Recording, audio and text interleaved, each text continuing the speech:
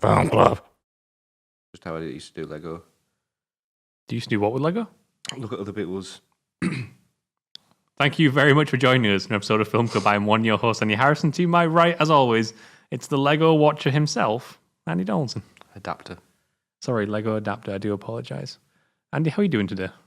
I'm better. I'm less ill. I was going to say, you look much, much better than last week. Yeah. Nice I'm haircut, still by the way. coughing. Cheers. And trim. Every single week in Film Club, we invite these guys at home along with us to watch a film. And last week, we had a bit of a problem. Not a problem. We had a bit of an event. Last week, we had the Mothman prophecies. Disgustingly bad. The Mothman prophecies did not end well for either us or the Mothman prophecies itself. It came to quite a demise. I think we even had one of our followers say, yeah, it's shit. So they must have... so bad. They must have, like, fucking raged. But this week, we are moving forward with a Charlie Kaufman film by the name of... I got this wrong last week, by the way. Go on. It is Synecdoche, New York. Ah, Synecdoche. I think that's right. I think it's Synecdoche, New York. So, give us the rundown on what Synecdoche, New York is all about. Philip Seymour Hoffman has a wife and a kid, and he's a theatre producer, theatre director, and producer. And his life, he's got like a health condition. He's not happy with himself where he's at. His wife leaves him to Berlin with his daughter and her weird friend. And then he has another friend who he kind of like fancies, but he doesn't want to really go there. Also, his lead actress also really likes him, but he doesn't really want to go there. And then he's a bit down in the dumps. He gets saying, "Oh yeah, you know that theatre play, last one he did was fucking fantastic. I think it's Death as a Salesman." Yeah, that sounds right. It's fantastic. You know, he's like a huge grant to do whatever project you want to do because we believe in you. So he does that. He fails with the girl that he really fancies him, but doesn't get with. Then he decides to go with the lead actress. They have a kid together, and then he builds like a huge set of where everyone plays themselves, and everyone's playing themselves. Like I am playing Andy Donaldson, he's playing Andy Harrison. We are on set, and there's people shooting us doing this review. Yeah. And it kind of spirals down into a Kaufman-esque. It's a very self-referential film in which it's one of those ones where I'm like that. And I think that's the key you said there. It's Kaufman-esque because this is Charlie Kaufman's first directorial Kaufman's the one that did Eternal Sunshine, wrote Eternal Sunshine. He wrote being John Malkovich. Yep.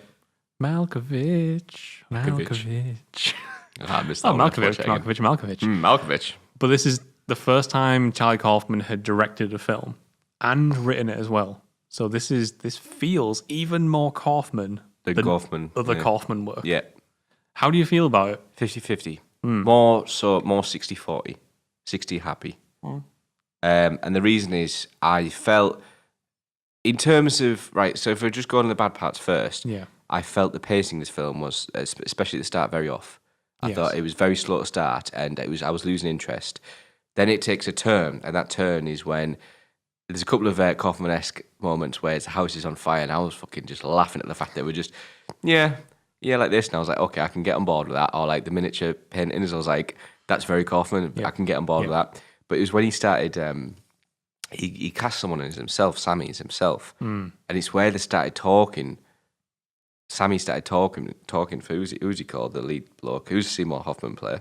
Oh, Caden. So Sammy, as Caden, starts speaking for Caden. Caden's just like looking to his friend, just like, yeah, I guess I would say that like this. And I'm laughing at this. I'm like, all right, I'm on board with this now. But like, this is like fucking an hour and a quarter into the film. So yeah. It's a shame it got to that long before I got into it. Then obviously it gets steps to the end, spirals that weird control, like being John Malkovich, like a bit like Eternal Sunshine. Goes to this weird fucking thing of everyone likes everyone. It's all intermingled. It's all like, right, my mind's starting struggling to get around this because you have to pay close attention to get it. Yeah, I still didn't. I can't say I got it, but I tried my best to get it, and that is how I describe the film. It just takes a while to get into, and I was annoyed at that because it had such great potential, great subject matter. I was reading through it when I was trying to understand the film more. I was reading through the wiki, and it's saying there's a lot of similarities between that and the music video for Bjork's Bachelorette, which I watched on the way here. Right, okay. Fantastic. If you get a chance to watch it, get a chance to watch it. Well, I'll be down here. It's basically like a 5-minute kind of an idea of the subject matter of this film. Turns out that Kaufman actually acknowledged that, and it was just coincidence, but Interesting. it was done by the director who did Eternal Sunshine, who obviously worked with Kaufman. Oh, right, okay. And Kaufman, Okay. if you read the interview, Kaufman mentions that he says, "Yeah, we're just like great minds." Well, doesn't say great minds, but you know what I mean. But if you want like a stripped down version of this film, watch Bachelorette, and then you get an idea of how it's like. It's a bit like Inception. For you to use Inception as a adjective What do you mean? to describe the stylistic approach of this, even though this was done before Inception. I'm not very good at English words to see. I think it's an adjective, but I'm trying to use Better it. German. Sorry? Carry on, it's all right. I'm just derailing. Yeah, so Inception, the idea is it's a film, it's a theatre production within a theatre production within a film that we're watching. Yeah. So we're the talking idea about it's meta narrative. Yes, sorry. Right. So yeah. I mean, it weirdly it does narratively and thematically what Inception does literally and physically, where it bends the world back in itself. Yeah, that's a good way of putting it. Yeah. So I'm kind of with you here, right? And it's the Kaufman-esque stuff.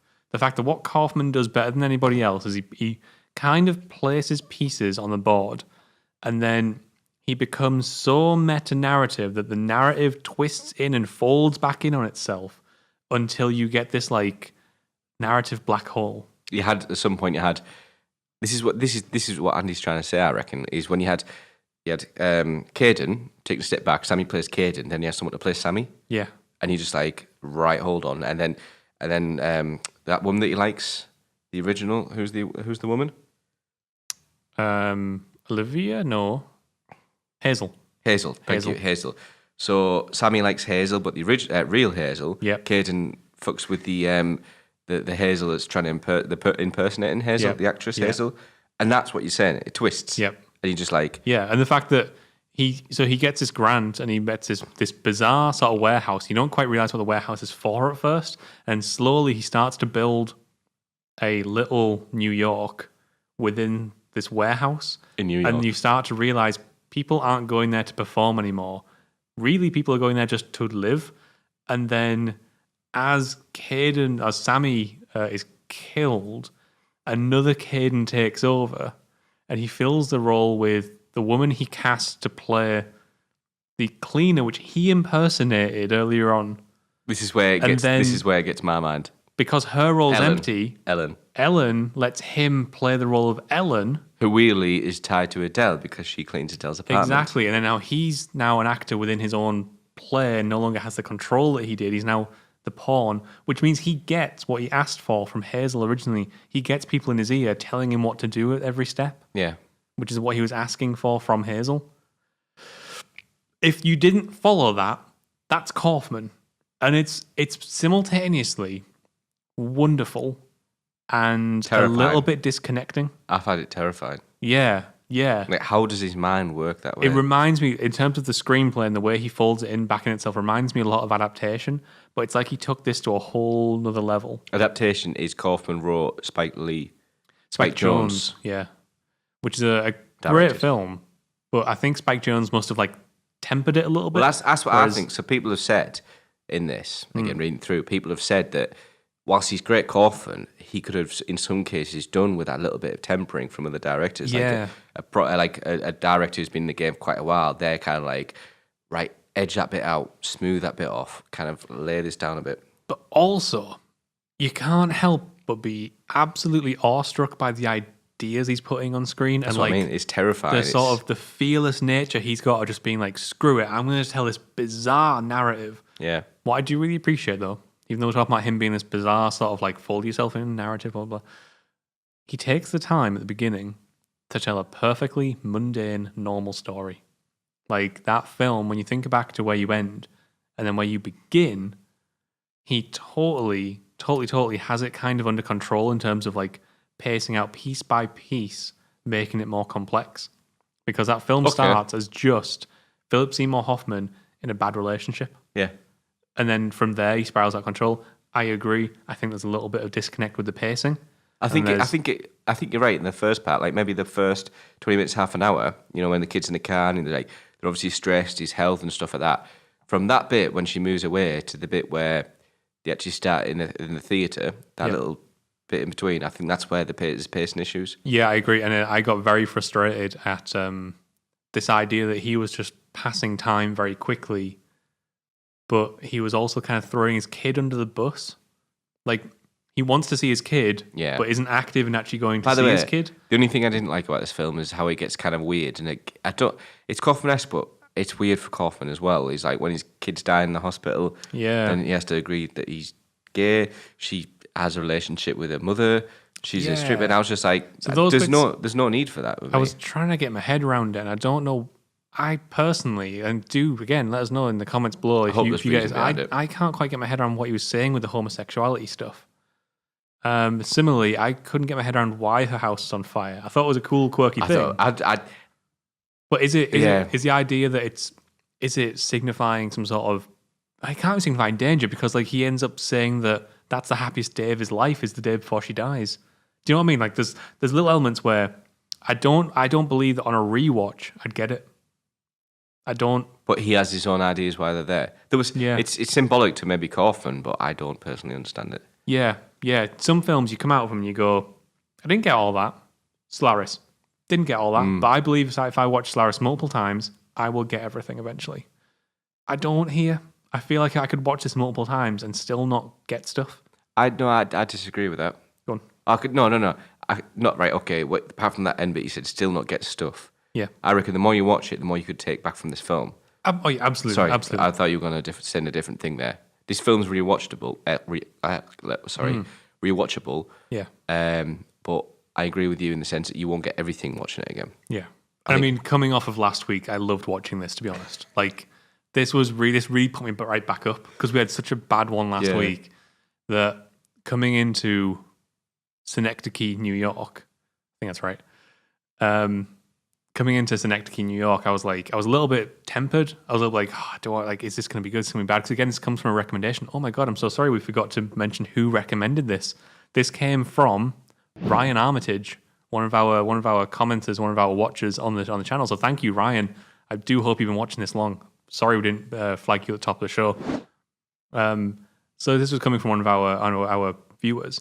And yet again, our viewers have just taken something. And okay, it might not have absolutely blown our minds, but this was a thoroughly, immensely enjoyable, very, very creative film. What was really good about the music is he knows when to play it. So like similar to how we were on about last week, how he just plays music regardless. He doesn't know when to do it.